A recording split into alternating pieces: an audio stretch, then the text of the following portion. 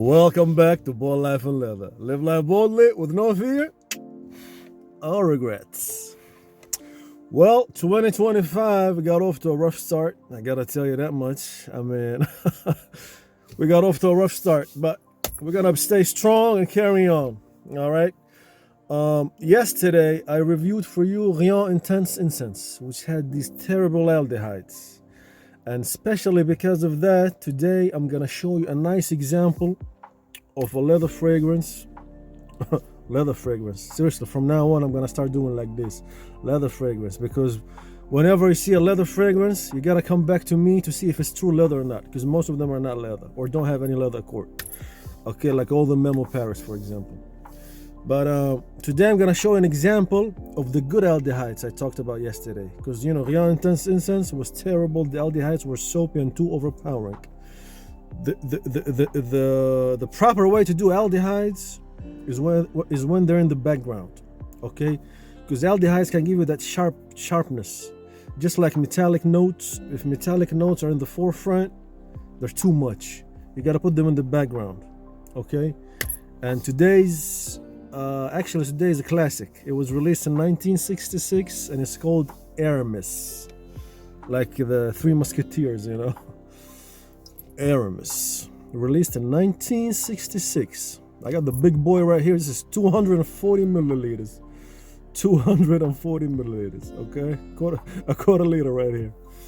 Okay, this one is classic, released in 1966. It was the first cologne, let's say, to hit the department stores actually in the States. It was owned by Estee Lauder.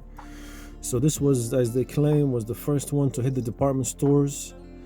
And it was made for the, for the classic gentleman, like a very sophisticated man and all that, fine taste. Kind of like Don Draper. If you've seen Mad Men, it happens in that era, the 60s, early 70s. This is exactly what Don Draper is supposed to wear. It's classy, it's masculine, it's old school, it's traditional. It has leather accords, leather accord in it.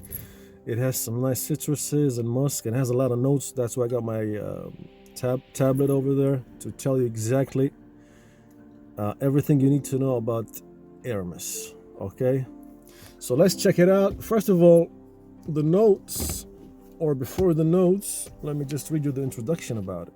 Okay. Aramis was launched in 1966. It's a woody chypre fragrance for men. And it was dedicated to men who appreciate tradition and classic. And this is the reason why this perfume is always modern. Okay? The composition is built around woody sharp notes, which are very powerful and masculine. That's true. Aramis is one of the few contemporary fragrances in which the well-known intensive leather notes okay.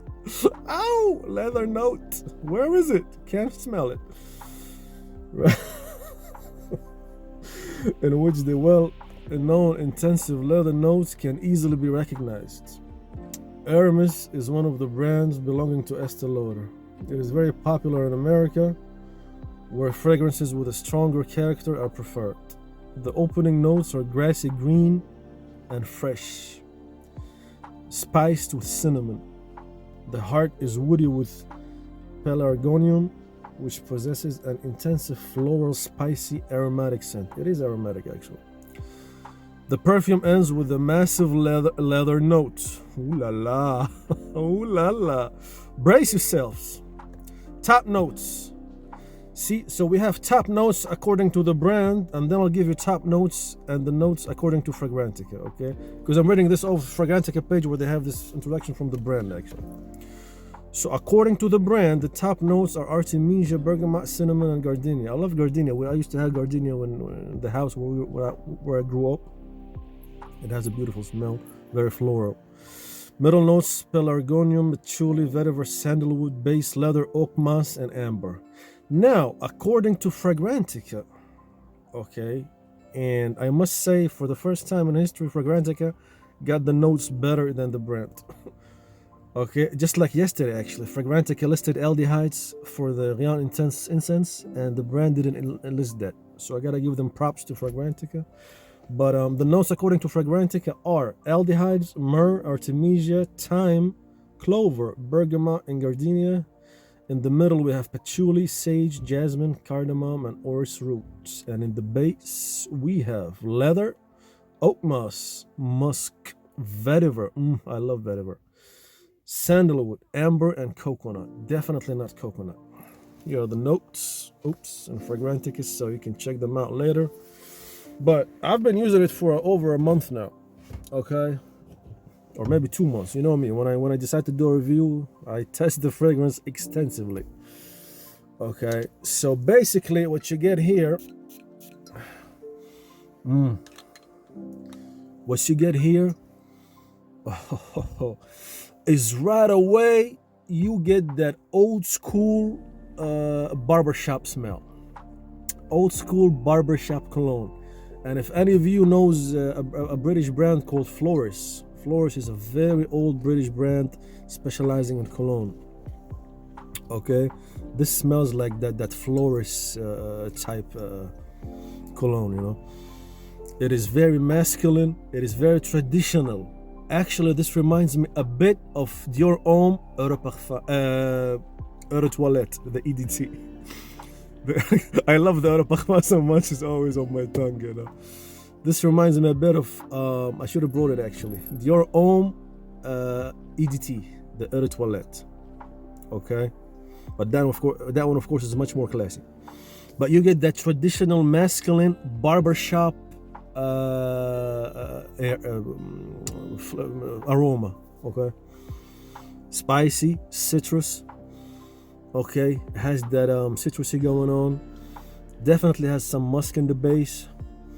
And I won't be so strict, and I'll say that there is a very faint note of leather buried deep down below all the notes. So if you carefully look for it, you might be able to find it.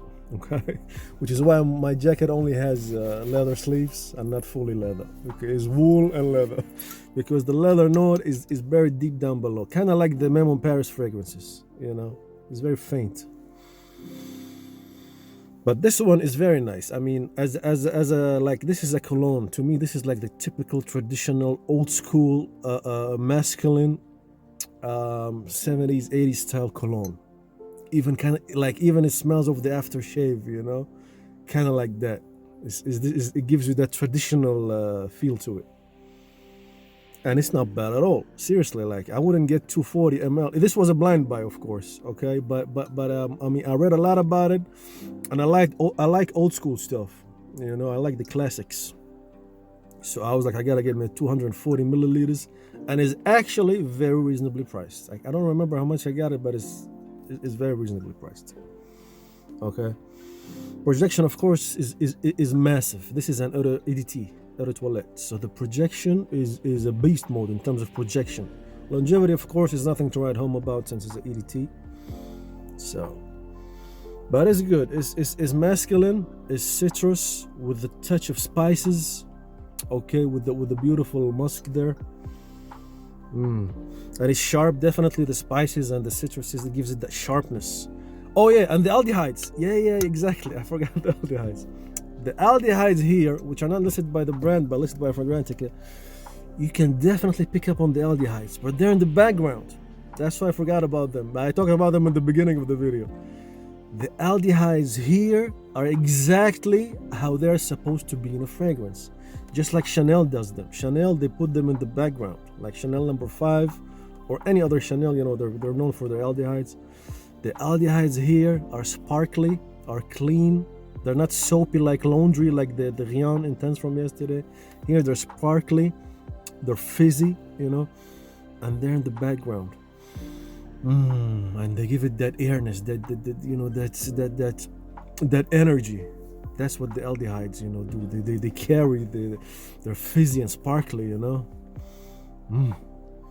So the aldehydes here are definitely done right.